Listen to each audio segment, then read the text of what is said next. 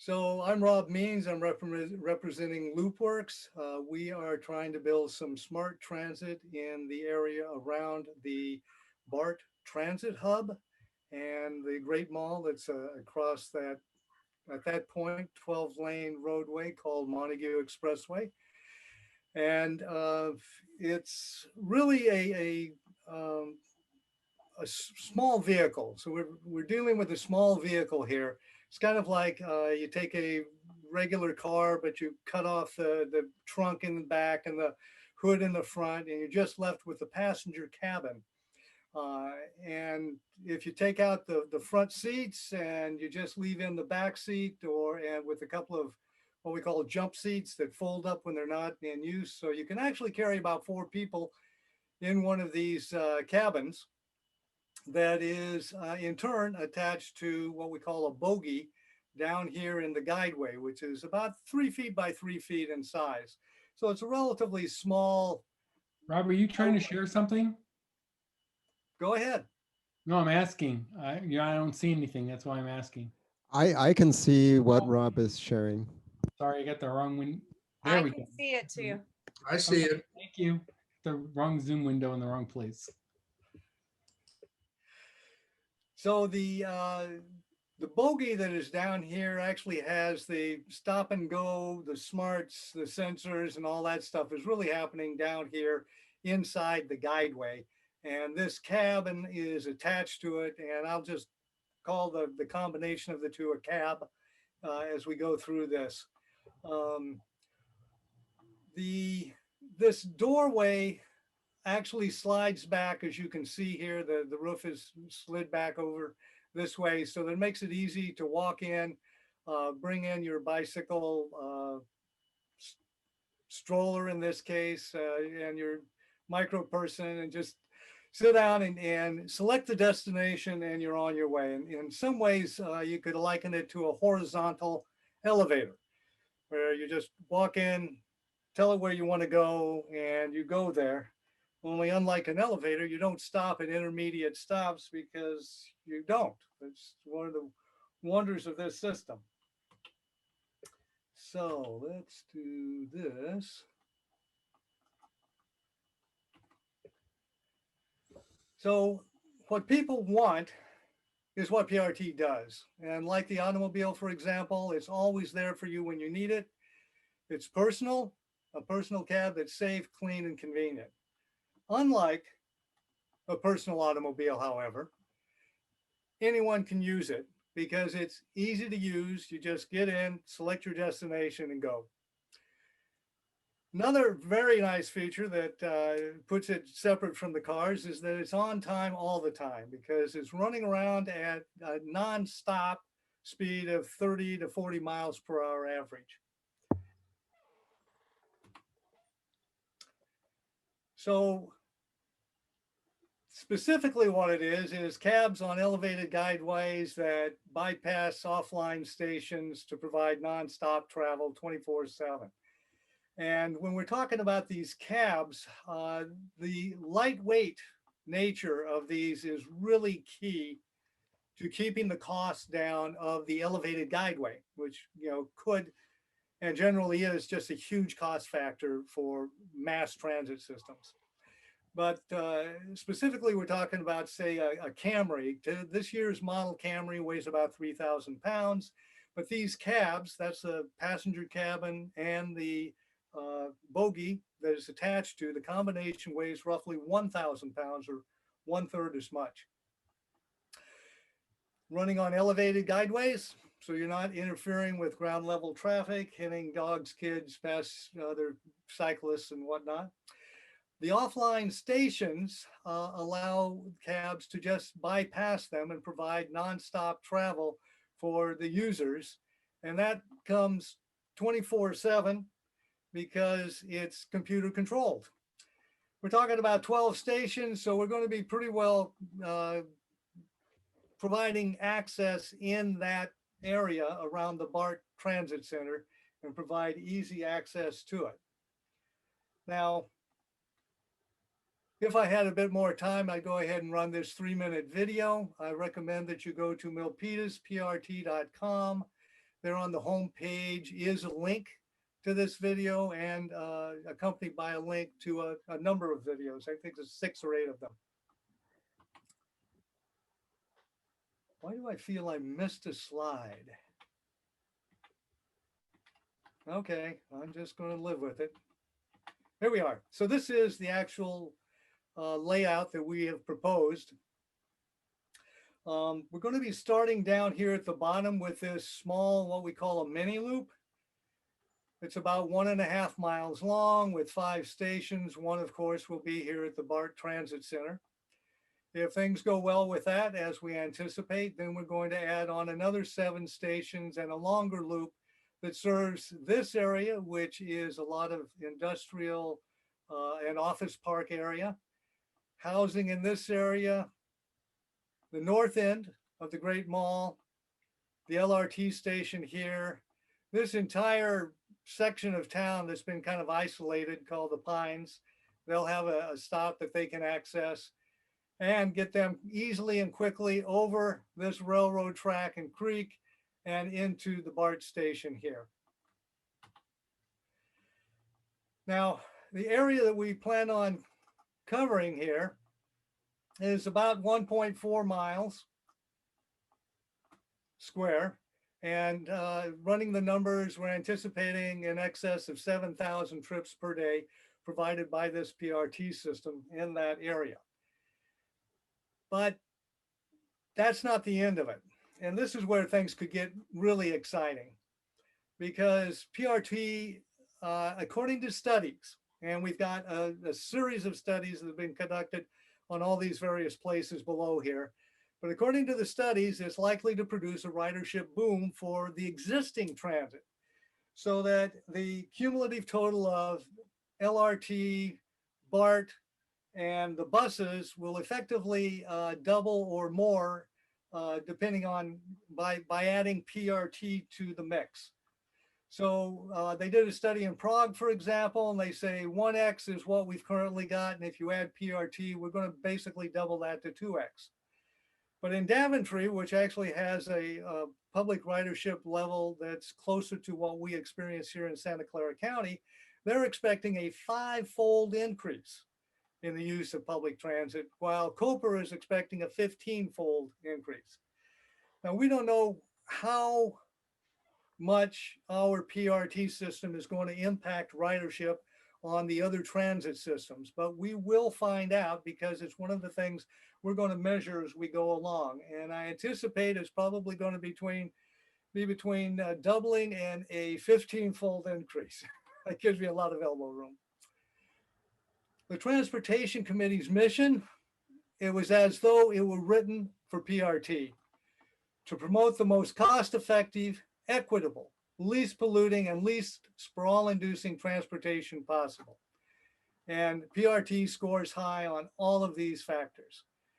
And then the way we plan on doing it, we're going to be rectifying the imbalance between auto transport and all the other transportation options that are available.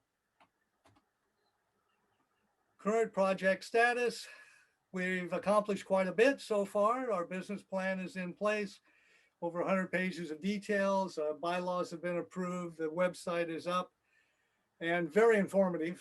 If you've got any questions, they are probably answered there. And if not there, right on the website, we've got a documents in the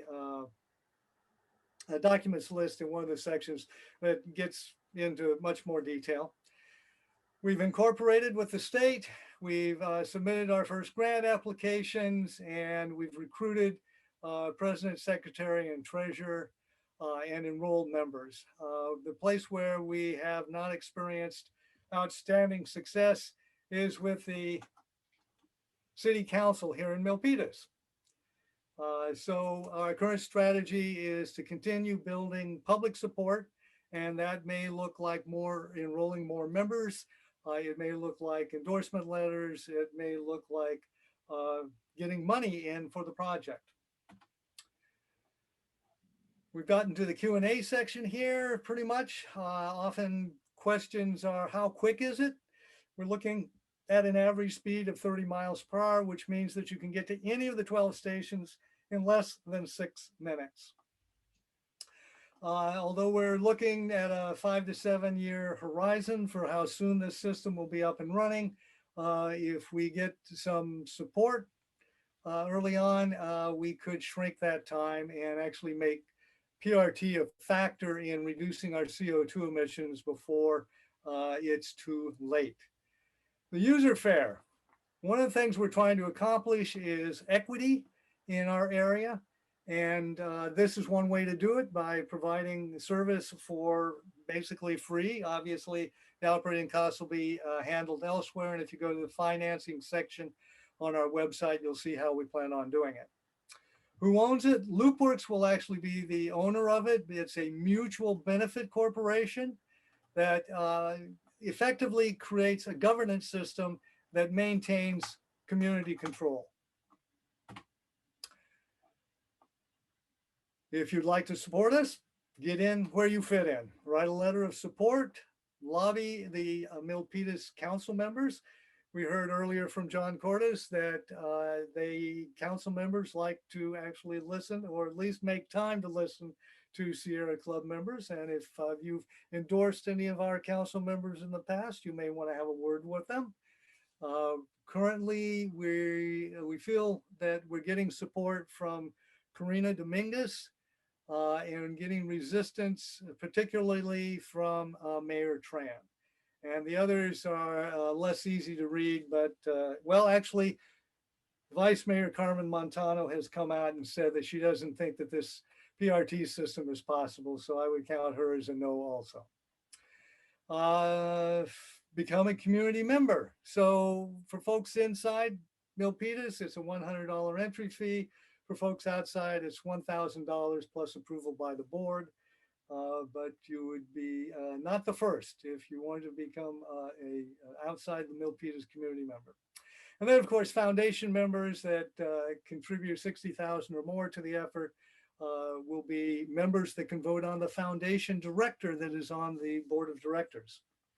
I don't imagine any one of you are really connected to a foundation that's sending out good chunks of grant money, but you may know somebody who is. And if they're looking for a good project with a high return on investment, there's very few alternatives that I'm aware of anyway. If you need to contact us, you can reach us through our website or email address. And let's make Sierrans proud. I anticipate that anybody gets on early will have some serious bragging rights in a couple of years when the money starts rolling in and we start moving forward on the project.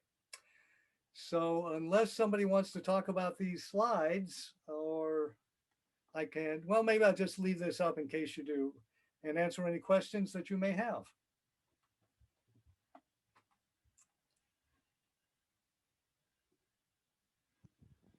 Looks like Samuel's looking for his. Yeah, I have a question. So sort of unclear how this got started and who's been funding it and how much you've spent so far and that sort of thing. So this got started from my desire. Well, here, let's back up this picture here. I'll show you what got me going here.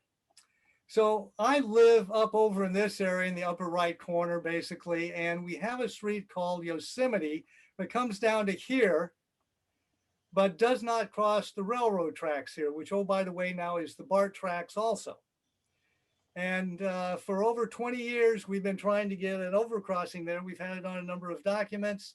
And I, as a cyclist, have been wanting to have a safe crossing there because my alternative crossings of this railroad track is down here with Montague Expressway, which, as I mentioned earlier, at this point widens out to about 12 lanes. It's not convivial for cyclists, shall I say, but it's probably better than what is happening at the north end with Calaveras Boulevard, which narrows down to 2 lanes and when it goes over the railroad tracks and is, again, not friendly to cyclists. So this has really been kind of my pet project, is to get a crossing over the railroad tracks here so I could get safely across town. And I've just not been able to get the city interested or the VTA interested in doing this project of trying to build this PRT technology, see if it works, and give me a crossing over the railroad tracks, doggone it. Eventually, Mayor Tran made it very clear to me that this was not the city's project. This is your project, Rob. So I just took that to heart, just like I've taken a number of other suggestions from the city to heart. And decided, okay, it's going to be my project. Okay, well, let's get started on it. That's where the business plan came in, the incorporation, and we've basically laid the found work, and we've done it on a shoestring budget. The most money we've spent is to have an attorney review our bylaws to make sure we're clean there. And that was just a few $1,000s. So it's so far, there's been no real money expended, and this has been done on our own. So now we're at the point of going out to hustle money so that we can take it to the next step and get the design work done. We anticipate that that'll cost about 10% of the entire project to do the design work. And the entire project is priced out at about $60 million. So for $6 million, we figured we can get the design work done, and that should demonstrate to folks that we're serious about it and move on. Next. Well, I'll ask another question. So this technology exists in other cities, or there's something new about it, or it's completely available off the shelf? So there's multiple flavors of PRT. There's the PRT system at Heathrow Airport that uses the Ultra technology. There's Sunshin Bay in South Korea. Uses a larger vehicle. There's multiple systems that have been experimented with around the world, but they've never really been replicated and expanded. So the specific technology flavor of PRT that we're using was developed by a lot of engineers who in collaboration decided, okay, what are the factors we want to satisfy? How do we best satisfy them? And they came up with a design that is essentially open source. And it's very clean. It's probably one of the least costly. It looks to me, based on my experience doing various projects, to be pretty close to ideal. In terms of what you can get out of PRT technology with the current stuff that's going on. Okay, so it doesn't sound like it's off the shelf components at this point. Well, they tried to design it. No, it's not something that you go down to Ford and say, hey, give me 2 dozen of these cabs to drive away with. However, when they did the design, they tried their best to use off the shelf components in building it. So, for example, the power that powers these, they've got 2 hot rails going down the inside of the guideway cowling, and they've got 2 pickups to pick up the juice off of those hot wires, shall we say. And all of that technology can be purchased from company X, and they've got a product number, and you can just buy it off the shelf from them and install it. So that's an example of how the engineers that designed this system really did try to use off the shelf components as much as they can. The place where they were not able to apparently is in the cabin itself. Obviously, there's going to be components like the HVAC stuff that they'll buy off the shelf, but the cabin itself is going to be kind of our own design. Well, it seemed like at the Microsoft campus, which I guess is up in Seattle, they have a very similar PRT running around. No, I don't think they do. So what we were trying to do here, let's see if we got this here. Whoa, that's interesting. Oh, here we go. Let's do this. So this video that was created is an animation of what could have happened at the Microsoft campus, but did not.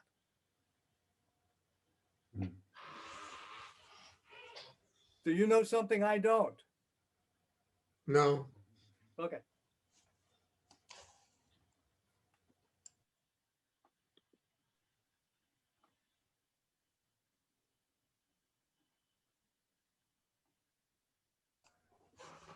Let's see, do we have any other questions for Rob?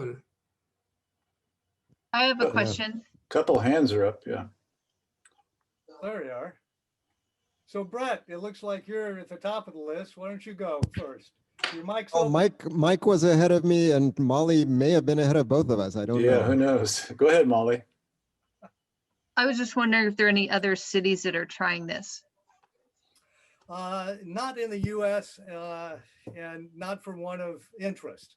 There's been cities, activists in a lot of different cities across the country who have been interested in putting together a PRT system, but have been stalled at one point or another along the project.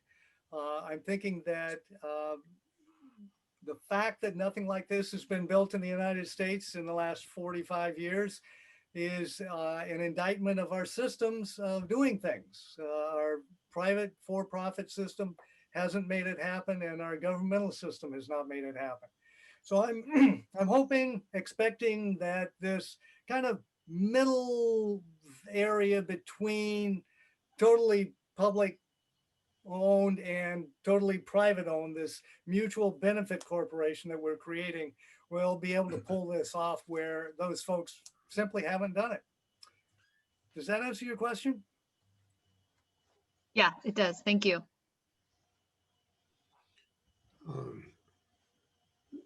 Brett, you want to tell your, Sure. And maybe actually part of what I'm going to say might be another alternative answer to what Molly asked. I don't know if you're familiar with what's going on up in Contra Costa County, but they haven't built it yet, but they're working very hard on it. Company called Glideways, and they're looking to build a 28-mile system, and I can post links to that information in the chat if you want me to. But I had a couple of questions for you. One is that in your talk, you mentioned a return on investment, and what I see on the web page is make a donation, and those are very different concepts. So you might want to clarify that a little bit. Okay, let me address that one. And oh, by the way, Molly, if you're asking about cities that are interested in doing PRT systems, you may want to talk to Brett, because he is kind of one of the leaders of the Santa Cruz group that would really like to see PRT built down there. So, okay, now I get back to the